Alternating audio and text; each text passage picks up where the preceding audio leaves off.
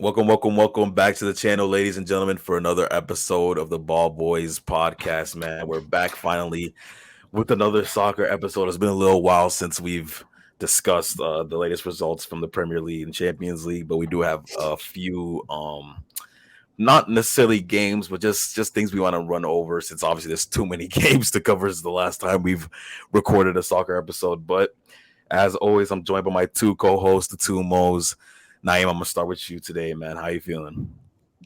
Feeling good, bro. Like you said, a lot of games to cover, but just a quick little rundown. But I'm happy to record soccer, man. Happy to be back. No cap. And Moji, I'm gonna ask you too, man. How you feeling? Chilling, man. I'm chilling. Just watching playoffs. Just watch the Avoiding soccer Lakers. at all costs. Lakers getting spanked, man. Too. Oh damn. I got money on the series, boy. Really? Real deal. How much? Oh yeah, who'd you bet again? Cesar Colado, man. Would you Cesar put Colado, you know what I'm saying? I think it was like $30. for Damn. just Nuggets and Lakers win? That Yeah. You bet on I Nuggets? try to tell y'all Lakers fans this is gonna happen, man. It was only so long they could go before they Indeed, bro. Indeed. LeBron was showing his age out there, man. LeBron showing his age, but It was actually it funny is to what it watch, is. but But school's finally over. Summer has officially begun, so you guys will probably be getting a little more variation in the content, a little bit. Switching up the style, switching up the flow a little bit on the content. So just be on the lookout for that if you give a damn. But moving into the Premier League games. Okay, so actually, I want to start it like this. Okay, so the one thing that we can start off with is Mhm. I guess the different narratives that are happening around the league. So Okay. it's been a while, like I said, since the last time we recorded a video, and the league obviously looks very different since then. Um, One place I want to start with is Liverpool, man. Liverpool are the last time we recorded an episode. The latest game was that Liverpool Tottenham game, which that crazy game where a Mhm. whole bunch of late goals were scored. Richarlison thought that he did something, and then Liverpool scored 20 seconds later, or whatever it was. And you know, ever since then, Liverpool have been on a strong charge, chasing that fourth spot in the Champions League race, right on the tail Mhm. of Manchester United and Newcastle. So I just want to talk about Liverpool, and well, I guess Naeem, you can start off. Just run us through Liverpool's recent results. And give us a little bit of an overview on how y'all been playing. I know the Trent midfield minutes have been Mhm. crazy in some of those games. A couple 1-0s too, because Yeah, I I want to talk guess about those. maybe some defensive stability. You can go ahead and Mhm. and and, and take the mantle. I mean, yeah, like you said, the last time we recorded was the Tottenham game where my boy Diogo Jota came in clutch. I mean, like that game again, like you said, defensive stability. I mean, defensively, we were shaky in that second half, or after we went up 3-0. Actually, like after the first 30 minutes, we were shaky. But I think the game after that was the Fulham game. Again, a Yeah, 1-0, bro. Could have went either way, bro. After we scored, man, like Fulham had a couple chances. We did not look sharp after that. Again, the Brentford game as well. Brentford had many chances to score. We only won 1-0 there, but then I think after Brentford, it was the Leicester game this past weekend. So, I mean, we ended up beating Leicester 3-0. It was pretty easy. I mean, Leicester are, I think going into the game they were like in relegation zone. If they would have won, I think they would have came out. But obviously, we ended up beating them 3-0, man. And like you said, Trent's midfield, bro. That free kick, bro. Oh man, that oh free kick. But yes, that was that Chelsea esque free kick where Salah rolled it to him, changed the angle, and he slots in the back of he the net, slots it man. in, man. Man, I mean, if we're talking about dude, like we're talking about pure football, it's pure skill, bro. Trent is man, he's different. But I mean, he obviously had a great game. Curtis Jones is man, he's flying in midfield right now, man. He's still young, 22, but dude, like he could be a key player for us next year. I mean, at this point, I think Fabrizio Romano already, I think he, I think came out with a report today that we already offered McAllister a contract. So I think it's really looking like we're gonna get Alexis McAllister at this point too. So if we can get another if we can get a holding midfielder, it'd be nice. Next, like a Caicedo. I mean, I don't think we're gonna get Caicedo. Maybe like a Ugarte from Sporting or something, but he'd be nice. But Yeah, I mean Curtis Jones balling, bro. Most solid with the hat trick of assists. I mean they said it was his down year, but 29 goal contributions as of right now. He's doing his thing. I go like Luis anyone who Diaz, said that Salah was having a down year, bro. You get y'all need to learn y'all lesson, bro, because they said they've been saying that about yeah, this guy for literally. Wait, what year did he get to Liverpool? What was it, 2017 or yeah, 2018? 17. Bro, literally that season he goes crazy, and every season after that, people are just waiting for his downfall, and that hoe is not coming anytime soon, bro, because he literally like you said, it's not even just him scoring the goals, and maybe that's what people look at when they try to factor how well of a season Mohamed Salah is having. I mean, even with the goals, you can still say that it's a very you know, it's a good season that he's having. And then he factor in all the other things that he's doing, especially last season, where Liverpool had success in every single competition pretty much. Reaching the Champions League final. Obviously, they pushed until the end of the Premier League, FA Cup final, Capital or Carabao Cup final. Like bro, like this team, despite the hardships, like they've been able to reach decent results. And this season, obviously, they started off slowly, but they're slowly getting back into it. I don't know whether or not they'll actually be able to break into that top four as of right now. I haven't looked at United's remaining figure. There's like 2 games left, isn't it? Or is it United 3? have 3. We have 2 3. games left, but United have 3. They have full. I think their next game is Bournemouth, Chelsea, and Fulham. Yeah, Bournemouth, Chelsea, Yeah. Fulham. Bro, I think Newcastle also played Chelsea late in the year, and then Man United played Chelsea, and so like I could see Chelsea breaking some people's season, bro. I'm not gonna lie. Like obviously today, I needed Newcastle to lose, but Brighton sold me after a 3-0 victory over Arsenal. They come here and lose 4-1 to Newcastle, so they sold me today. I only brought up United because I think the gap between Liverpool and Newcastle at this point, and I think Newcastle only really need to win that game against Leicester City. And then that Chelsea result pretty much won't matter because I think they'll be like set confirmed in the Champions League if they were to win that Leicester City game. So I think at this point, the only thing, if Liverpool do want to reach Champions League football, the only way is if United slip up in those last 3 games. Granted that Leicester City don't beat Newcastle in that game.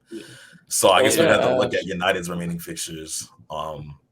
Like you said, Bournemouth, that's tomorrow, and then Chelsea, and then Fulham. So I guess I don't know if I see United dropping points in any of those games. Maybe the Bournemouth game most likely, or Fulham pull something off. I don't think they'll lose. They're losing 2-0. Dude, I think. Wait, you said United are losing 2 though? Yeah. I was gonna ask. Yeah, I was gonna ask you now how you feel about everyone leaving end of the season. Oh, like Firmino. Oh my God, bro. Firmino, man. The cop after Leicester City, bro. Dude, I had to post on my story, bro. I know it wasn't Anfield, bro, but dude, the atmosphere from our fans, bro, singing "Si Senor" to Roberto Firmino, man. I know he isn't the only one leaving, but he is probably like him and James Milner are the main guys leaving, and it's sad to see, bro. Firmino's gone. Keita, I mean, I didn't really mess with Naby Keita, but I mean, he was good. Naby, that was a failed signing. Yeah, I'm not gonna lie, but I mean, you can't hit on all of them. You got Naby leaving, you got Oxlade-Chamberlain leaving. I mean, it's cool, he's gone, whatever. Milner, James Milner, is sad to see him go too. I think he's on a free transfer to Brighton at this point, so it's a nice pickup for them. But it just means that we're gonna add more players in the summer, man. It's nice to see some new people come in. But I've seen reports saying that as far as like Firmino goes, he probably won't be replaced by anyone, considering the fact that you guys have so much depth at the club already. He'll probably just leave. It'll be like, okay. But obviously, Declan Rice and, like you said earlier, McAllister, 2 big targets for Liverpool right now. I don't know if they would want to get both or if they prefer one or the other. Obviously, they play 2 different roles, so I mean, maybe it is you get both type of thing. But getting both, obviously, that begs the question: if Trent's gonna get predominant midfield minutes next season, do you get both of them? Do you just get one, and then play Trent as that other midfielder, and then get a right back? Because I don't know. I mean, I haven't seen too many links with the right back so far for Liverpool, unless I'm mistaken. As of right now, I don't. No, we haven't. But like on that Trent point, I think you slot Trent into almost that Jordan Henderson role, but he'll play it better because Jordan Henderson, like how Arsenal have Granit Xhaka. Like, that's just one of the point. Granit Xhaka is leaving in the summer also. Yeah, but he's also leaving. Yeah, but so like when you see Granit Xhaka, sometimes almost Granit Xhaka is the furthest dude forward for Arsenal, and sometimes it almost becomes Henderson as well for us. But obviously Henderson isn't the quality of player that Trent is, and I feel like if we have Trent in that Henderson role, it'll benefit the team more. I mean, I feel like we have him there, and then McAllister as almost a number 6, almost that Thiago role, but he'll be on the field more because he won't be injured as much. And then we definitely need a holding midfielder. Whoever we get, we need a holding midfielder because Fabinho, I'm not going to lie, that Leicester City game, he did play really well. But again, it's been the ups and downs, and it's Leicester City. They're fighting relegation. Yeah, so you don't take that performance but too much. for the most part, Fabinho's been really bad this year. So we definitely need a holding midfielder. Whoever we get, we need somebody there. So McAllister and somebody else are definitely at least 2 midfielders are needed. Yeah, for sure. And even well, I guess in part defense. I don't know if they're looking at anything to strengthen that. Maybe the depth, not even just like the starting lineup, but as far as the bench goes, because obviously I've seen a couple of reports about Joe Gomez as well. I don't know if they have any concreteness to them, but he might be someone that they look to either make a decision on whether they want to keep him or sell him or not. Maybe you cash in on him now because his value probably doesn't go up any further past this year. So I don't know. You know, that's another question that Liverpool definitely have to answer as far as their squad depth goes. But Liverpool's last few fixtures are Aston Villa. They have Aston Villa tomorrow morning. Villa just beat Tottenham. But obviously, we know how good of a side Villa have been over the past couple of months, so that could be a troublesome fixture for Liverpool. Then they play the already relegated Southampton, who, I mean, I don't know what they're gonna do in that game. So, in those 2 games, I mean, I see Liverpool having I'll say they'll probably get 6 points from those fixtures. Whether or not they break it to the top 4, I guess we'll have to wait to see. And that can kind of transition us into the next topic that I wanted to talk about, which is Manchester United, man. As of recently, they have not been very good. Past that Wolves fixture that just occurred on Saturday, they convincingly beat Wolves. That was a very good performance from Manchester United. But past that, those last few games, man, it just hasn't looked the same for Manchester United. Or I don't even know how to describe it. If it's not more of the same, or if it's just them, maybe the patches that Erik ten Hag has covered up are starting to show a little bit. I think we talked about the Tottenham versus United game where they blew the 2-goal lead already, and that's kind of like the bad form kind of starts before then, because obviously they had the Europa League game against Sevilla where the bad form started with the Europa League, man. Yeah. It was just bad. But obviously, they were up 2-0. They were up 2-0 that game, right? The first leg. Then Sevilla came back. Then obviously they get dismantled by Sevilla away from home. Beat Brighton on penalties in the FA Cup. Then the Tottenham game happens, and then they go on a 3-game lose streak, where they lost 3 games 1-0 and consecutively didn't score a goal. So it was 2 games. Was it 2? They lost to Brighton and West Ham 1-0, and then they beat Wolves 2-0. They lost against Villa, no? Yeah. Villa, they won 1-0. Villa, they won 1-0. Villa, they beat 1-0. So, yeah, those couple of fixtures in particular didn't look too impressive from United. So OG, I was just about to pass it to you. You know what I'm saying? I'll be honest, I can't even tell you what happened in the Wolves game. After the West Ham game, I refused to watch the Wolves game, bro. I refused. I refused. I even got the notification. I even got the bro. I have the picture. I look at the picture of De Gea just looking sorry on the ground. Like, you know what I'm talking about? When he messed up that save, he just looked up. He was on the ground looking sorry. Bro, I looked at that picture. Hey man, that's your Golden Glove winner. That's your Golden Glove winner, man. Even when I watched it in real time, I was cackling, bro. David De Gea is one of the most inconsistent players I've seen in any sport. like Dude, of all time. the guy's a loser, bro. Bro, he He's actually a has like loser. doesn't he have like the second most clean sheets of the league or something? Something like that. Yeah. Bro, like that's the thing about United. Like they're either gonna win like with a shutout, like they're gonna beat you 2-0 or 1-0 or whatever, or they're gonna lose and not score. And it's gonna be because of a David De Gea mistake, probably. But those couple of games, bro, the reaction that I saw on social media from Manchester United fans was crazy, especially that West Ham game. That West Ham game really had United fans saying the craziest of things, especially about Rashford. And that's another thing I wanted to talk about because Marcus Rashford's form over the past like month or two, and it might even extend past that, has been kind of abysmal. And I just wanted to shed some light on why that's happening because we knew that he was the type of player that could pop up at any moment with a goal. But like once the goals dry up and you watch him play 90 in, 90 out, he is offering damn near close to nothing, bro. Like I've been it's saying it, man. concerning. What did you say, Naeem? I've been saying it, bro. The 90-minute, the whole shebang, bro. I've been saying it. He doesn't offer you much in 90 minutes. Besides, if he scores, he scores. But after that, bro, like there's But no even link the of play. games There's where no he nothing. scores, like it'll be Yeah. like his link up play just isn't good enough. Like I don't know, man, because like sometimes it'd be looking bad. Yeah, I mean, I'm I only guess like I was go gonna ahead. say like I'm only here to prove you or say that you guys prove me wrong. You know, I'm not.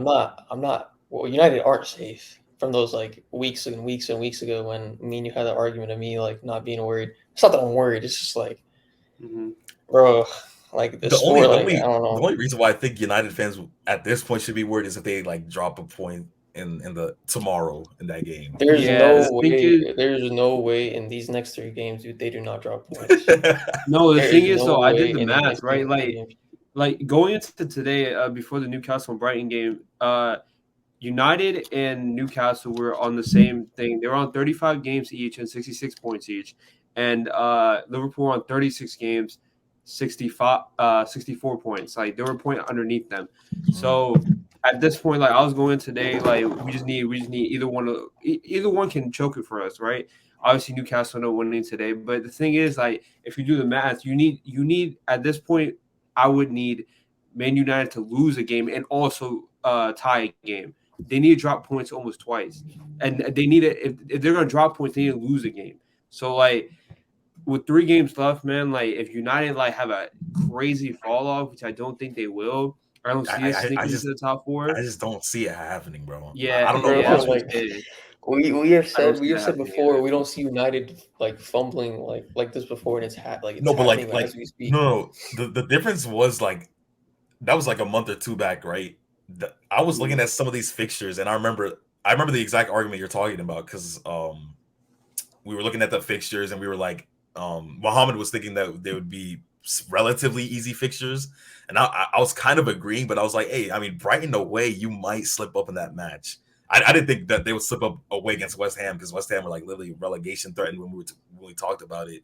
And that was a shock result. But the Brighton game didn't necessarily surprise me that much. And then the Tottenham game where you guys were 2-0 up, I mean that don't just I mean I don't even know what you say about that. I couldn't have predicted that. That's just bad from Manchester United. But I mean, we talked about that game too. In that last episode where Tottenham actually showed like the most heart they've showed all season, and they haven't showed that much heart since.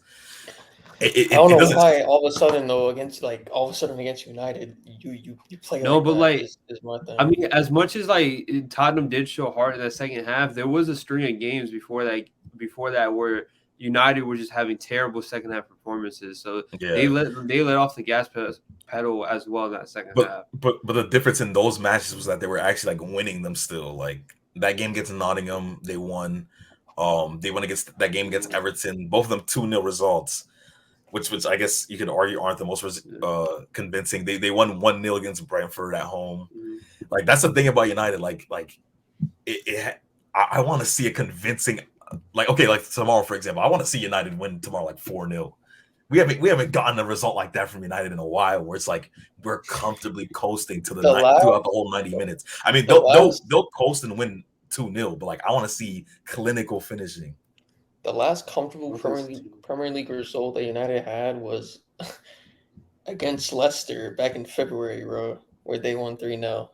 Yeah, see, like that's not good enough, man. But I don't think that's the type of team United are, though, where they'll dominate you, but like they won't score a bunch of goals. Like they lack the goals. That's why, like, I hear from a bunch of United fans, "Oh, we need a number 9. Oh, we need a number 9." Go out and get Harry Kane, bro. He'll give you the goals, bro. He'll give you much more than goals. So, like, they do lack a lot of goals. Well, not a lot, but they do lack goals in general. But it is also upsetting too, like not counting the Leicester game, but Liverpool's past 5 games they've managed to scrap like a 1 goal lead over like the teams to win, which is like really annoying. But you know, it's a win. 3 points is 3 points. Like they got the points for it. I was about to say like the thing about United is like you said, the 3 points are 3 points, but some of these habits that they're like picking up in these matches where they'll win 1-0, but like the second half will be absolutely atrocious. Like that's clearly carrying on into their performances in games like that, where you see Manchester United go against I don't know, West Ham, for example, and they were just horrible that game. Like that game was so bad, bro. That game had them fearing for the worst. And we also talked about the goals. Okay, United really get their goals United mainly get their goals from 2 places. It's either Rashford or Bruno, right?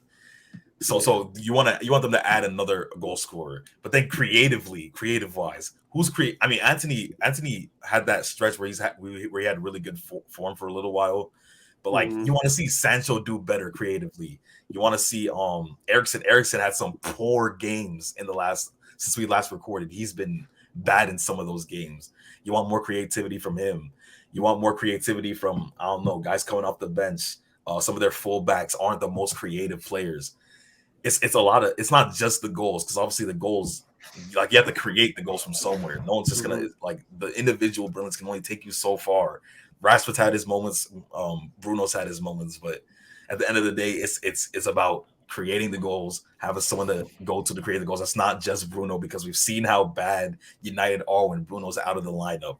I think it was that Sevilla game, right, where Bruno didn't play, where they got cooked.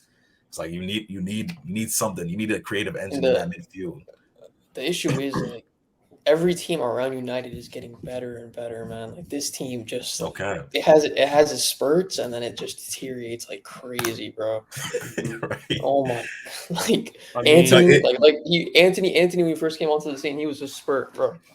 He was a spurt and it just declined. Like we need I don't know what needs to change with this team. I mean, Harry Kane's a perfect fit. He drops into that false 9 role. You let the speed of Anthony and Rashford get in behind. You let Harry Kane either you can. I mean, he's done it at Tottenham his whole life. Like he either finds the pass or he can strike it from anywhere. You know, Harry Kane's clinical. He can score. So I feel like Harry Kane's a perfect fit. You're saying Anthony and Rashford, I think you said, right? You can't leave out that last game. As much as I hate the guy, bro, this guy Garnacho can play, bro. Garnacho can ball. Yeah. And I don't know if he'd be in the plans to start against Wolves, right? Yeah, against Wolves. Yeah, I didn't watch. He literally made the difference in that game. Like I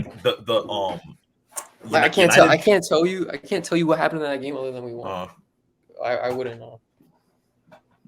I ain't gonna lie. Like the whole team had a good performance that game. I don't know if I want to give it too much value, but I mean, Garnacho, bro, like he's a good option for Manchester United off the bench, especially if Sancho continues the form that he's in. Even though, I mean, like I don't want to be too hard on him. I mean, it is his first season and all, but bro, like the United fans have been so different, dude. I think you said it perfectly, bro. Like you talking about Garnacho, like I get it. I wouldn't start him because he's so young. I don't know if you wanted him to play so much that he drains out. But like the thing is, like, dude, we said Rashford doesn't give you enough in 90 minutes, and that happens a lot. So Erik ten Hag relies on his substitutions a lot, bro. You have that spark plug coming off the bench. So like with Garnacho, you keep him on the bench, bro. He'll be that spark plug for you. and it'll be perfect, bro. Because I don't see him starting For over how Rashford, long and then though? For how long can you keep what do like you mean? him like a I player mean, like that much if on we're the talking bench about at for least like next year, then I mean, at least next year, bro's 18, bro. You can't. I don't know if you can sit there and start him I week mean in, week out, bro. you definitely can though, like with certain I don't know if circumstances. it's good for him though. Like I know I you mean, get playing I time don't as for you to I don't see develop, why but Bro, not. they don't give a damn, bro. Yeah, Who's that I one don't see guy? why not. Who's that one guy Only that Barca played? Who's that one guy Barca played for weeks and weeks on end, bro? it's I probably forgot his name. Pedri. Pedri, yeah, Pedri, bro. They was playing. They was draining him, bro. They was That milking him like we a was cow, bro. that was the dark time, man. They was milking him, bro. yeah, And that was then he not went good to at the the Euros and the World Cup and played every single minute for them niggas too, man. That joint was just nonstop games for the. But yeah, but another person I wanted to talk about for as far as United goes is Anthony Martial as well, because we talked about him a few weeks ago and we were like off the bench, like he had some games where he came on, he looked good. I think he scored against Wolves as well, but I don't know, like a lot of United fans are upset with his general play. I mean, I kind of feel bad for him because as much as he's been able to do this season, obviously he's barely played. Recently, he's gone back into the lineup, but Bro, the ones that are upset with him, like, dude, let's be honest, bro.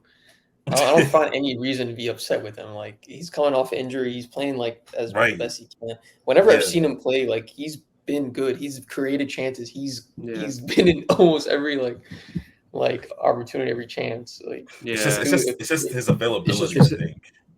Yeah, yeah, he just picked up another he's just injury. getting He picked injured, up an man. injury He's just again. went through. Injury prone. It's He's just it's a what's the word?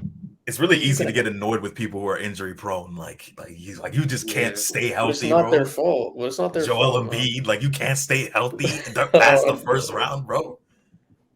Like, nah, bro. But anyways, yeah, like I don't blame Anthony Martial too much about Fuck that. the Celtics. Freak the Celtics, man. Oh my god. Bro went talk off the about rails Celtics. with that joke. Don't talk about the Celtics. Freak the Sixers, Celtics, bro. bro. Y'all piss me the freak off, man. Y'all piss me. Y'all ruined my day. Do you know ruined who my I day. am, bro? Do you know I who get I your- am, bro? I get You know I who get that your is, Sixers. right? That's Allen Is that Iverson, AI? the answer.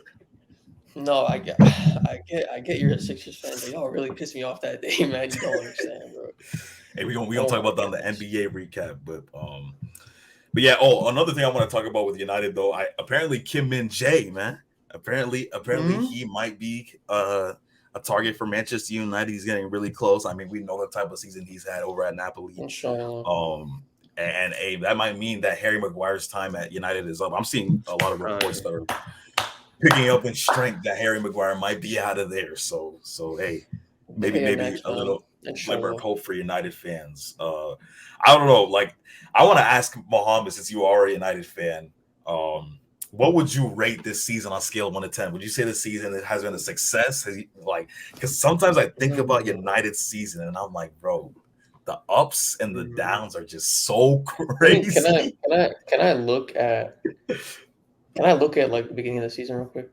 Yeah, go I ahead. don't think you want to, because it's easy to forget. But the results at the beginning of the season, some of them were. I have to look. Some of them results. Like instead of 1 to 10, do it like as like a grade, like A, B, C, or D. Oh yeah, you can do that. Me personally, I'm giving. Hold on. Off the top of my head, I'm giving. What do you say, was Ten Hag appointed? Was Ten Hag was appointed United manager like beginning of the season, right? Around. It was in the summer, wasn't it? Like right after this. Okay. I'm looking, bro. Like compared to last season, at least. Damn, I remember this exact date, August 22. It was a Liverpool United game. I texted Naeem weeks before. It was in the summer. I texted him weeks before. I was like, bro, y'all were getting whooped that game. Oh my god, and they got whooped. Hey, you can have that. You can have that though. You can have that game, bro. I'm looking, bro. Beginning of the season, it was good. It was a great start, man. I'm looking at these great. Nah, but Brentford 4-0. Y'all lost 2-1 at home against Brighton. Bro, this is 6-3 against City. Bro, these are like needles in the like haystack, bro. Oh man. 6-3. I remember that game. Was like that Brentford 4-0 was like life changing, bro. Like honestly, I'm a United fan. That shit was crazy. I give this United fans are A B C D. Yeah. Mm-hmm. I give this an F minus. Nah. No, seriously, C. I'll give it a C. I'll give it a C. I was probably gonna That's say like a fair. C or C minus Let's because see. like Very, very, the very only average. thing that like worries me about United is that stat that they literally have not won a single game against the top 9 in the Premier League this season. That is crazy. Oh, not a single game. Sorry, a single game away from home.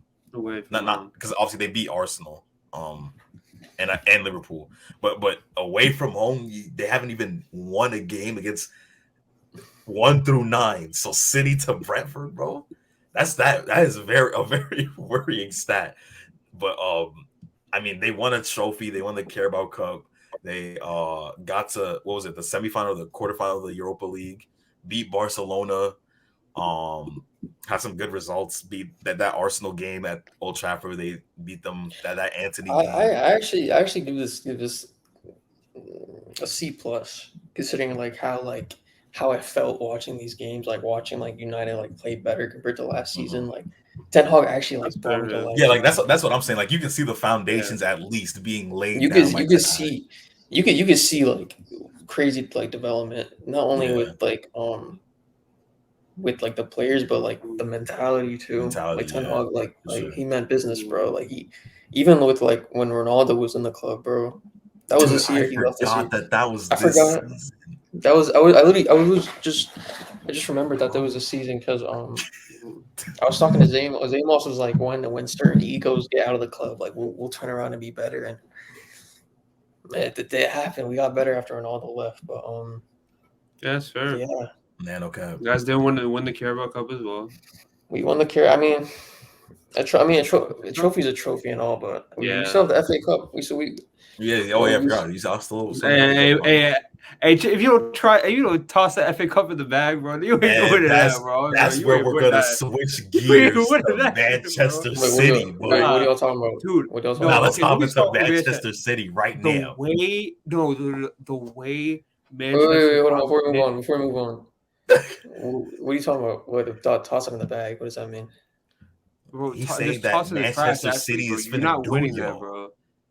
Oh yeah, bro, I'm right. sorry, dude. The way mentally, physically, emotionally, spiritually, the way Manchester City dominated Real Madrid, I have never seen in my life. Bro, you're talking about Real Madrid. Let's talk about it. European giants, Champions League giants, bro. Talk. Guys, absolutely dominated. Vinny, where you at? First of all, that first leg, bro. Let's start with that first leg. That 1-1 draw, okay? Let's go back, bro. Brother. That Real Madrid got pummeled that first half out of nowhere. This guy Vinicius Jr. comes out of nowhere with that goal, right? Good finish. It was a good goal. I kind of blamed Ederson for it. After I rewatched it, I was like, Ederson. I like running the agenda, but I won't be unreasonable with it. Ederson, I won't completely blame Ederson for that. I think Manchester City central defense could have probably dealt with that a little bit better. Ederson probably could have reacted a little bit quicker than he did, but it is what it is. Kevin De Bruyne comes back and smashes one from outside the box. What a try! When he lined that joint up, I'm like, Kevin De Bruyne, try. How do you like cut across the ball with the right leg coming from the left? Like, oh my god, bro, that guy has too much technique, bro. Too much technique. Speaking of the second leg, I don't know if this is a true statistic. Didn't Vinny create 0 chances all game? Bro, Kyle Walker had him in the bag, bro. Bro, I wanted to talk about that too, bro. Well, did you guys see the clip? Wait, one last thing about the first leg though, before we move on to the second leg. Mm-hmm. And I guess this will lead us into the second leg. Rudiger started in the first leg at the Santiago Bernabeu and had Haaland in jail, right? Mm-hmm. He was doing everything, the dirty work. He was getting under Haaland's skin. You could really see that it was bothering Haaland. It was getting to him. This guy Carlo Ancelotti has the great idea. Hey, Eder Militão's back. Let's start him. Even though I just saw that Rudiger had that virtuoso performance on Erling Haaland, probably the best striker in the world right now, right? I mean, Haaland didn't end up scoring in the second leg, but you can clearly see the vast difference No, bro. between Real Madrid's defense in that first leg and then what happened in this second leg. Because every time City came forward, it was fracas at the back for Real Madrid, bro. Dude, You know like the thing is, like the big thing that Antonio Rudiger had on Haaland is, dude, Haaland physically is gifted. So is Antonio Rudiger, strong, fast. Oh, no, okay, pause. I didn't mean it like that, bro. But like,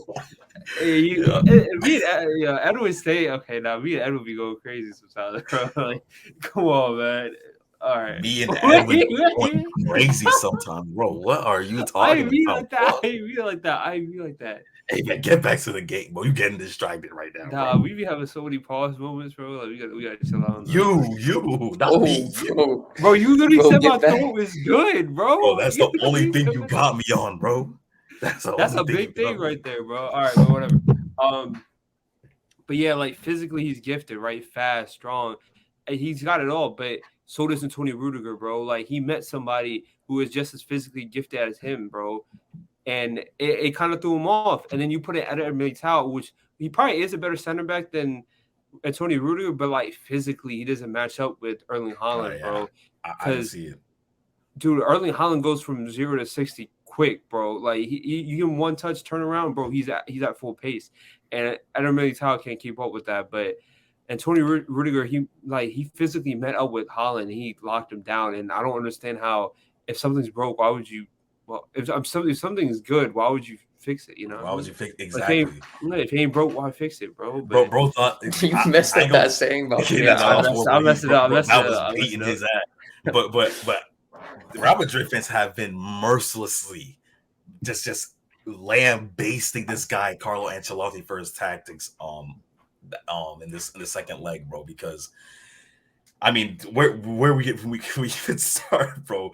That alone, the benching Rudiger for Militao. I mean, like you said, Militao was one of the best center backs in the world. But after you see the job that Rudiger did on Haaland, I don't know why you would even risk it and switch like that. And then in the midfield, man, like as much as I love Modric, bro, he was chasing shadows out there in that second leg, bro. And every year when this time comes around, it's usually the praise starts getting heaped onto Modric. Like, bro, he's 30, blah, blah, blah. He's 30, blah, blah, blah. And he's still doing all this. He's still running around. Remember what he did against PSG? Literally, was it last year? Or was it the year before? I don't even remember. But when Messi was dribbling and Rodgers sprinted across the pitch and tracked him down, and everyone was heaping praise onto him. This game, bro, the way City played so quick, it was too much for Kroos, Modric, and Carvajal to handle, bro.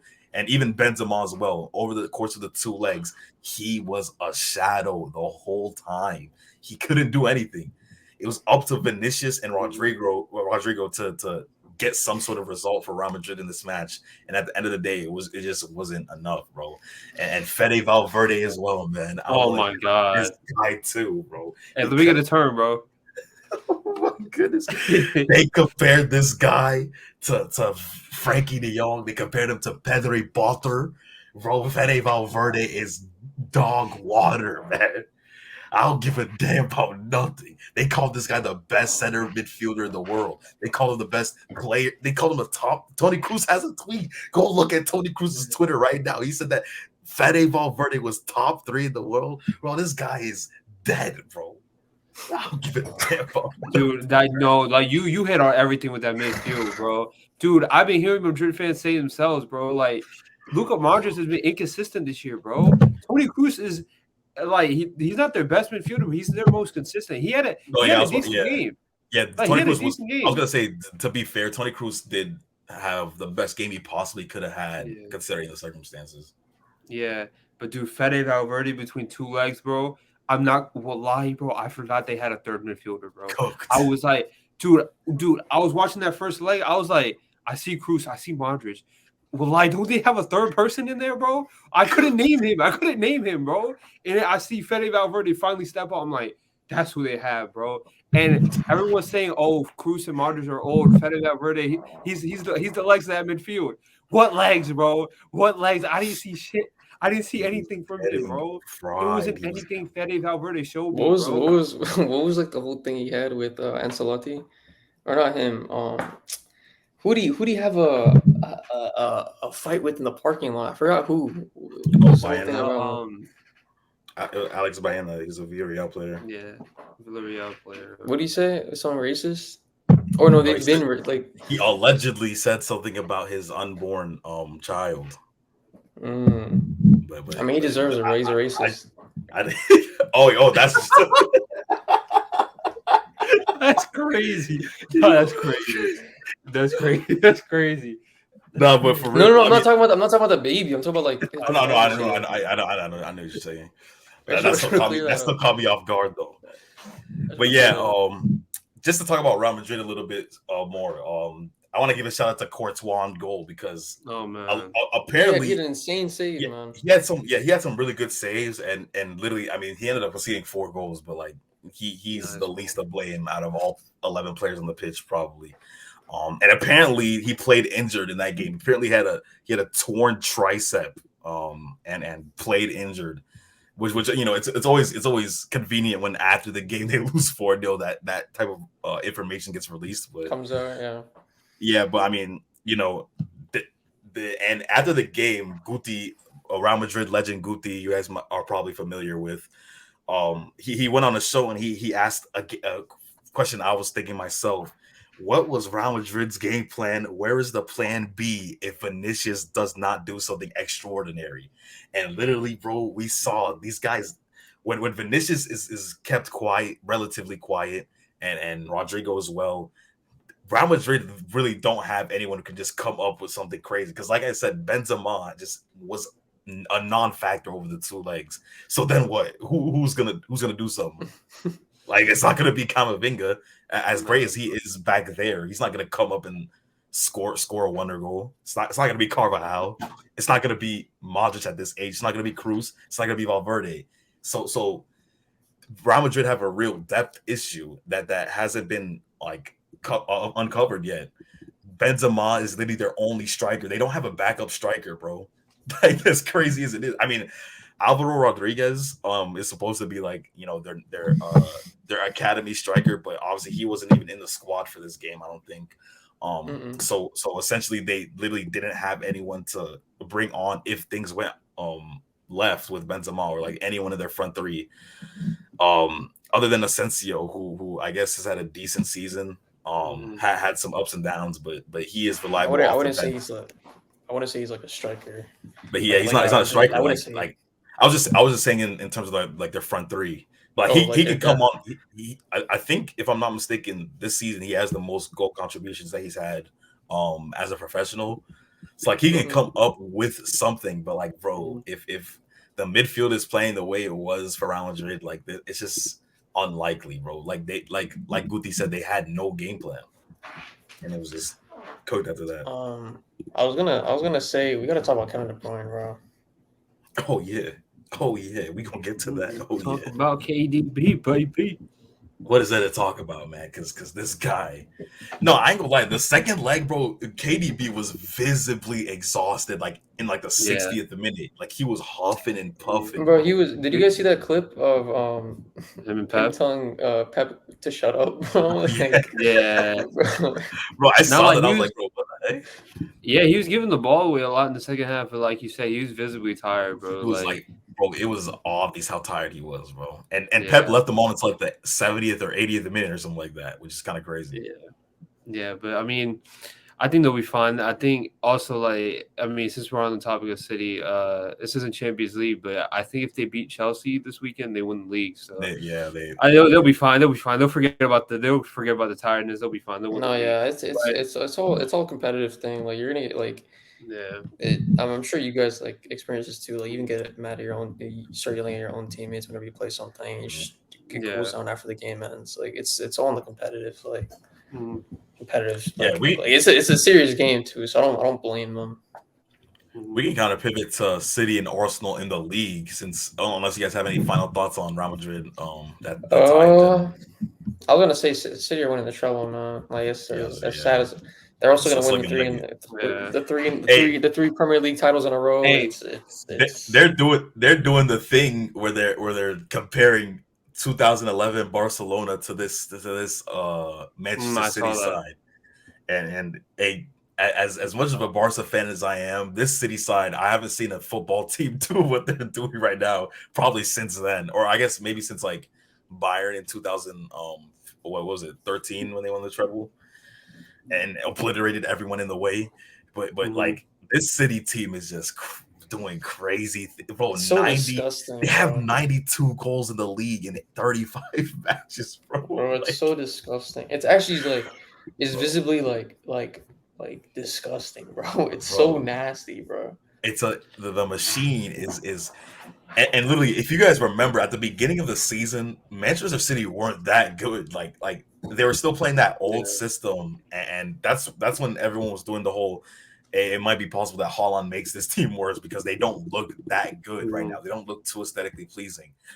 Pep Guardiola went in. This guy, Pep Guardiola, the mind that he has, bro. He went in to weak the system, and ever since it's over. Like no one can do nothing about it, bro. And maybe next season teams start to, the thing in football, like teams start to, get aware of the tactics. They start, getting counters to it. Pep's just gonna scheme up another revolutionary tactic, and we're gonna be back where we are right now because this guy's literally just a football genius. That you know what I'm saying? I generally thought like Arsenal like they could like save me from like this robot of a team of Manchester. Like these guys are all robots, bro. There's no way you're telling me these guys are not all robots on that team. Do you guys want to talk about Arsenal real quick? Dude, no, what is there to talk about besides the last time we recorded an episode, Arsenal were on top of the table, bro. And ever since then, they are now 4 points behind with a game, with City having a game in hand. It's over. Like it's literally over. How quickly things can change. And it's all because Arsenal decided to blow those games back to back. It all goes back to that week, man. Those Liverpool and West Ham games, literally, and Southampton, that Southampton game, those games, it was over at that point. And then they played City, lost 4-1, and Arsenal, man. The thing with me is like generational bottle job, man.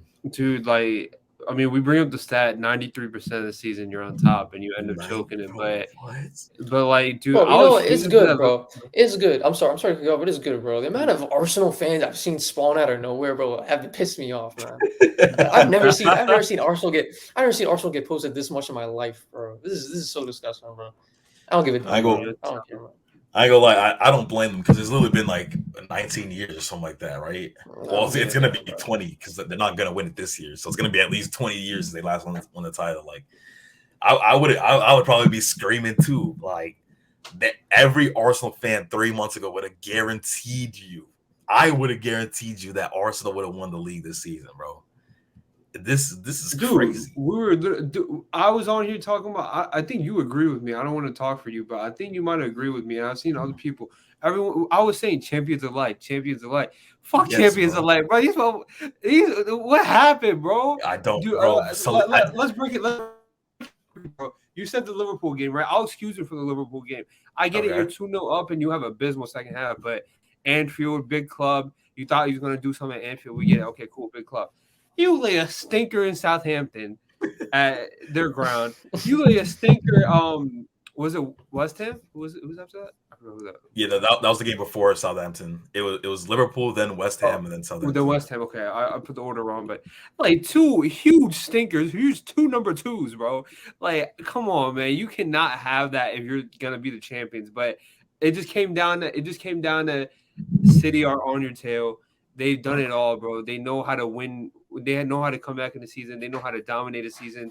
You guys are young. You guys don't know how to finish the season off strong. You have to have a different mentality to finish out the season. As Alex Ferguson said, the season starts in April, and damn, bro, like Man City started the season off well. If it starts that, bro, if it starts out in April, bro. And the thing is, like, it started that Liverpool game too. Like they dropped points against Liverpool, against West Ham, against Southampton, and then they got spanked against City. Completely spanked against City. They lost the league in 4. They lost the league in 4 games.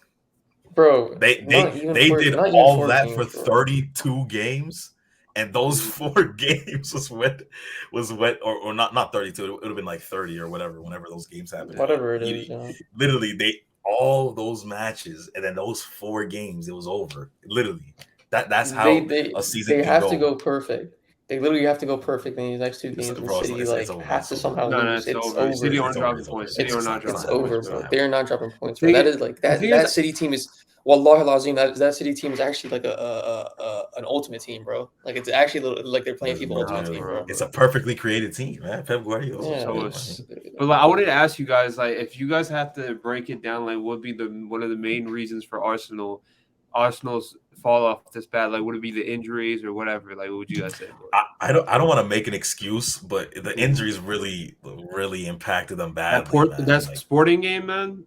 Dude, the Sporting, bro, like Saliba gets injured. Obviously, like Tomiyasu. Well, I mean, Tomiyasu's had stinkers this season, though. I don't know if that. No, but if you think about it, though, like let's say Tomiyasu doesn't get injured, you move Tomiyasu at right back, you move Ben White to center back, and you wouldn't have to play Rob Holding for those games.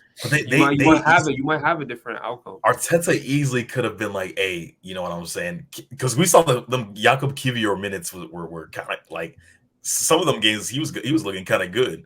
Like I would have taken a chance on anything. I would have played Kieran Tierney at center back before I even thought of playing Rob Holding, especially after that City game, bro. Not even after that City game. Before that, we knew he was garbage. I don't even know. Like Kivior's played a few games for Arsenal so far, and he's had a couple clean sheets, bro. That game against Newcastle, he plays the full 90. They win 2-0, and I ain't gonna lie, Newcastle probably should have scored that game, but at the end of the day, like you shut them out, you get a clean sheet, bro. Like why are you even playing Rob Holding in title deciding matches? No. Yeah, you're right. Like Arteta, bro, he might be number 1 to blame on the list before anybody. Bro, like the team sheets. Gabriel Jesus, his form dipped. Saka's form kind of dipped. Zinchenko's form dipped down defensively. Like he was looking bad in those few games, bro. Arteta had tactics wise, team sheets wise, everything. He had a stinker the last month, bro. Stinker. Bro, do you remember them Fabio Vieira minutes, bro? Like my god, he was ass. He sucks, bro. Like they I ain't gonna lie, they need a lot of. Like, I think I remember saying like this Arsenal team is far from perfect as much as we know, and I mean that Brighton game. I don't know if you guys watched that Brighton game, but that second half was insane from Arsenal. Like I don't know what they were doing out there. I think they just knew they lost the league and conceded 3 goals in one half. But yeah, like they need reinforcements badly, bro. Because we saw what the injuries did to them, and they have a relatively thin squad, bro. They need reinforcements in every position, and maybe next season they can challenge again. But it's gonna be even hard. It's not gonna get any easier, bro. Because we've said it again. Like Newcastle are here now, bro. City are still this unstoppable machine. I don't see anyone stopping them. Chelsea might be back. Liverpool are gonna be back. Tottenham might be back with their new manager, obviously. And that's something I also forgot to mention with Tottenham. Nagelsmann is no longer in the contention for that job. We saw that news, so I don't know, man. Realistically, next season. I'm sorry, Cleo. I was saying realistically, like this entire season, it's been like it's just Arsenal and City, right? You know, Arsenal's up here, like they're running the first 300 meters. You know, Man City are just in that hit pocket the entire time. In the last 100, they just overtake them boys, man. They just overtake them, man. They got that stamina. That's what it is. Oh yeah, they weren't like really. They weren't like. Of course, they want to win every game, but they weren't focused on like winning the entire season. Just the last 100 meters that matter, bro. I think they were just figuring stuff out because, like we mentioned before, the last few months, Haaland he looked like he's been playing for City for the past 3, 4, 5 years. The way he's been playing, he's a robot, bro.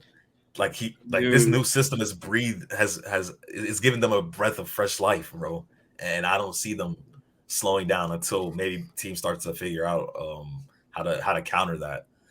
Dude, it's scary, bro. You think about the depth too, like Kyle Walker wasn't playing for a while, and then like just to go back on the Champions League game, like he comes back in these two legs. I think he might have played, but like mainly he comes back in these two legs. He gets a task to stop Vinicius Jr. I mean, honestly, both legs he did amazing, especially that second leg. Absolutely seatbelts on him, bro. Like I know you probably saw that clip of I think it was in the first half where Vinicius skipped by him, and then the recovery, the pace, that tackle, bro, was incredible. And, like even. Go ahead. Sorry, I didn't mean to cut you off. No, I'm saying like even like people are saying, oh, he's getting older, he's getting injury prone, bro. He's still got that pace on him. He's still got the recovery. He's still class, bro. Bro, I forgot what game it was. It might have been either the Fulham game or for Manchester City. It might have been either that game or the game after that. But Kyle Walker, like I was watching it and I was like, bro, he doesn't have it anymore. Like I really thought that he was past it. I can't remember. I wish I could remember which game it was, but yeah, I know he ended up saying like, "Oh, I can't play this inverted fullback or something like." I'm not really good at it. That's probably the reason why. But like literally, he tweaks it a little bit, gets his confidence back, and bro, that game and that first leg, I think it was the first leg, bro. Vinicius Jr. tried to do like a rainbow flick over him or something like that, and Kyle Walker just dragged him back. It was like, bro, you're not gonna do that to me. And it's like it's things like that it's like it does two things. Obviously it stops you from getting embarrassed by Vinicius Jr., but like dragging him back in that situation makes Vinicius think twice to do dumb things like that to build his confidence. So it's like shooting him down in situations like that. That's just a veteran move, man, from Kyle Walker. Like. He's still. I don't know if I want to say he's still got it, but like he can still do a job for Manchester City. Yeah, he declined, but he's not lost it all completely. Yeah, he's not completely gone yet. You know what I mean? So I'll tell you someone who's completely gone. That guy LeBron James. That guy's washed, bro. I think I'll be the first one to put my hand up, and I know it doesn't mean anything now, but. Man City champions elect, baby. Champions elect, bro. It's over. We know it's over, man. Hey, man. Shout out to City. They're gonna get shout out to City for winning the treble. Not even the league, bro. The treble. Yeah. Treble, imagine the scenes where they win all this and then they get to the final and they lose against Inter, bro. That would be craziest. Oh no, if they lose to United in the FA Cup. Nah. Imagine. It's not gonna shout out to City for winning the treble. Shout out to City for winning 3 Premier Leagues in a row, right? Like going up there with United. Yeah. Yeah, man. Congratulations, City fans. We'll see y'all next season when y'all do it again. Never mind. You know what I'm saying? What? But I was gonna make a horrible joke. But yeah, I mean, do y'all want to talk about any other teams, or do y'all think we leave it there? Because we still haven't talked about like have we talked about Tottenham at all? Freak that. The only thing to talk about Tottenham is that obviously they're eliminated from Champions League contention, and Julian Nagelsmann is no longer in the race to become head coach, and the whole Harry Kane situation. It's more about Harry Kane, bro. I ain't gonna lie, I wouldn't be surprised if Harry Kane, like, if some BS happens in the summer, he ends up signing a new contract, bro. And if that happens, I wouldn't be surprised. Yeah, bro. I don't know. Yeah, but that guy pulling a Damian Lillard, bro. I'm sorry for all the. That's what I was gonna say. He Bradley Beal, like Damian Lillard. I'm sorry pulling all the basketball references, but like, bro, like. No cap. Yeah. What do you guys think? This playoff got me heated. The what? The what signing? The Pochettino signing for Chelsea. Oh, Pochettino. Oh, I mean, yeah, Pochettino. I don't know. It's one of those things where we're literally gonna have to see. I like the coaching thing really wasn't even a concern for me, because I think the main concern for me for Chelsea is the fact that they literally have to like clean house with their squad. Like, their squad's literally gonna look completely different next season, or at least hopefully. I hope so, bro. They're almost relegated, man. Yeah, literally, this season did not go the way. Like I'm looking at their squad right now. I'm seeing a solid like 6 people who probably are gonna be there next year. And they're literally getting minutes right now, which shows how bad the situation is. But yeah, I mean, Pochettino obviously Premier League proven, so his last job didn't really go the way he probably wanted it to go. Obviously, the PSG job ended pretty badly for him. So I hope that he can bounce back with Chelsea. But obviously it'll be very difficult. So yeah, I mean, I think he'll be there for like probably like 3 years. I mean, he's a good manager for he fits a lot of different profiles. He can play a lot of different styles, so 3 years is a he doesn't stretch. stick to one style. So 3's a stretch. It might be a stretch the way. Yeah. Okay. Yeah. With the way Oh, they I are. see. Okay. I'll say 2. But I think I can trust Poch just like because he plays a bunch of different styles. So like that's what I'm saying. Like he can adapt to the players. in terms of, I don't know about winning trophies because obviously we know his track Yeah, he record can take you of over to winning the top. trophies, but at the very least, he'll take your team up there though. Like he's a good, I guess you could call him like a good like like a floor raiser, I guess they call it, or is it Like a ceiling needle raiser? mover a little bit. Whatever. Yeah, Ceiling? he'll raise your ceiling higher, but he won't get you to the Champions League final. Like, I guess he did. he'll give you the chance to. He'll give you the chance to. He'll give you a chance, but he might bottle it. You know what I mean? Yeah, he can improve the team, and like let's say they end up getting top 4, and then like he might have like a little slip up or something, and then he gets fired, and then all that other manager has to come in and do is just take them over the top just a little bit, take them over the top. So I think it'll work out for them. Oh, we got to talk about the relegation, the relegation battle. I mean, the relegation battle is pretty much done. I mean, Southampton we know are relegated, and it's probably going to be the teams that we see now. Hey, Everton got that clutch win. Who was it against again? Brighton, where they destroyed Brighton 5-1 or something. One of the most random. That was one of the most random days in the Premier League as well, because didn't Fulham beat Leicester like 5-3 the same day? Yeah, that was a great game too. Yeah, that day was just... put them boys 6 feet deeper in the grave, man. Yeah. Oh my goodness, bro. Dude, Brighton pissed me off, bro. Brighton pissed me off, man. You lose 5-1 to Everton, then you beat 3-0 Arsenal. You lose 4-1 to Newcastle, bro. Come on. I know Newcastle are a good side, bro. They've been wild. Put up a better fight, bro. Come on, man. 4-1. Brighton have been in some wild form recently. Losing 5-1 against literally relegation threatened Everton and then beating league contenders Arsenal 3-0 is crazy. Yeah, now their European hopes are probably they might be able to get a Conference League or something. Yeah, but top 4 is done for them. They'll probably get Conference League, but they can't even catch up to Liverpool mathematically. They can 7 points. They have a game in hand. Assuming we win all of our games, they probably can catch up. Yeah, they probably won't. But I think that rounds up. Oh, do you guys want to talk about Inter and Milan, or is it a dead thing? No, I'm not gonna lie. That first leg, dude, like that atmosphere, that game was pretty fire, bro. The atmosphere of both legs was crazy. Oh my god, that shit was so crazy, bro. But Milan did not want it, bro. They did not show up to dude. That first leg, bro, they got thrashed in like the first 10 minutes. They got cooked thoroughly, man. And it's so sad because I wish that was Napoli. I feel like that if Napoli was there, they would have put up such a better fight. But obviously Napoli ended up losing. So I mean, rightfully so. I guess Inter in the final, first time since 2010 when Jose Mourinho ran onto the pitch of the Camp Nou like this. Hey, shout out Mourinho, another cup final, bro. Roma against. Bro, he's the chosen one. Bro, he's the chosen one, bro. The special one. I mean, the chosen one is LeBron. I mean, bro, you just made me lose my train of thought. I can't hold you, bro. I forgot what I was gonna say. Because you called him the chosen one. That's a special one. Yeah, I was gonna say, like, we're all hoping Inter wins. You know, everyone's hoping Inter wins, but let's be serious.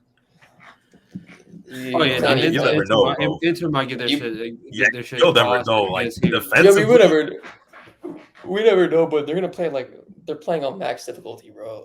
Inter shouldn't even be bro. Barca, Inter, and Bayern were in the same group. Inter knocks us out on the last game we play them, bro. Oh my! Now they're in the final, bro. Are you serious? Like they shouldn't be there, bro. That should be us. Nah, stop it. Y'all get spanked against you. You don't want that. You'd rather lose. Everybody stop. Everybody stop. You'd rather no. You gotta stop. You gotta stop. You'd rather lose. You'd rather lose when you did. Listen, you'd rather lose when you did than to get spanked in the final against City, bro. That's more heartbreaking. We would have beat City 6-0. Hey, you never know. Pep might have one of those moments where he just overthinks the whole thing, but I think he has too much talent on the pitch for him to do that. Speaking of Barca, where's Messi going, bro? Of course he's coming home, dude. You better stop that. He's gonna announce his retirement. The first game he's gonna announce his retirement at the end of the season.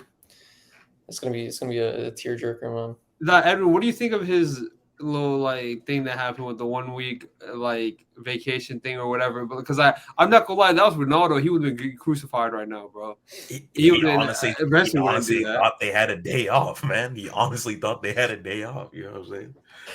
Yeah, Wait, no, I wouldn't mind him leaving because why? those fans were crazy. Those fans were. But crazy. why Saudi though?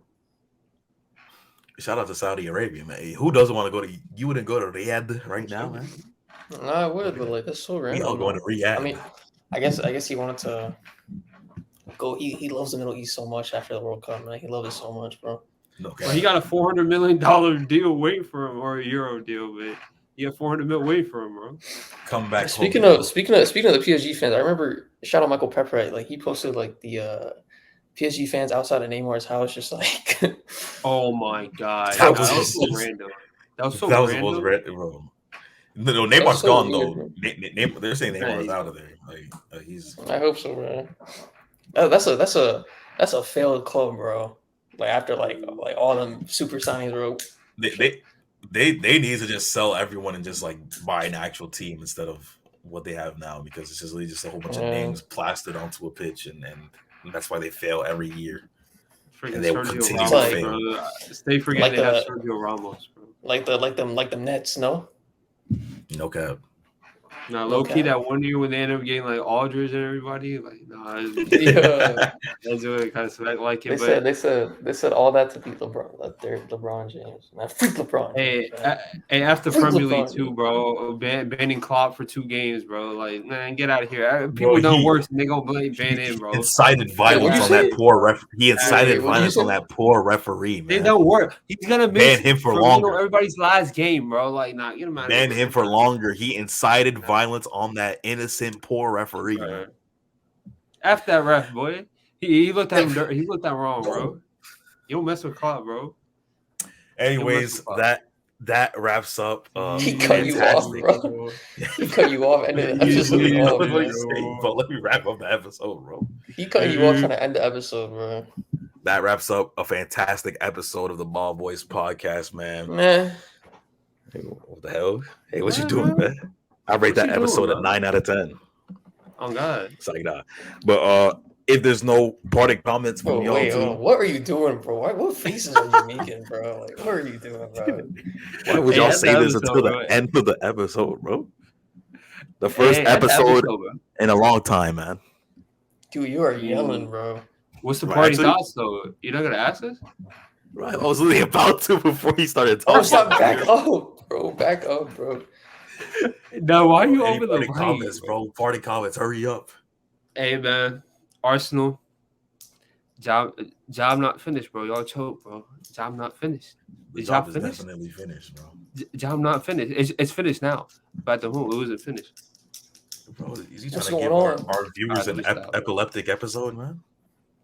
Shit. We have a warning now, bro. Shit. See, look what you done, bro. All 30 viewers are gonna be bad, bro. It's like about zero people. Oh God, about bro. 0 people. Hey, man. On that note, about 0 people are in the 1 hour 15-minute mark of the episode, bro. Just let you know right now, bro. Why you hating that note, bro? Like we always say in our videos. We out.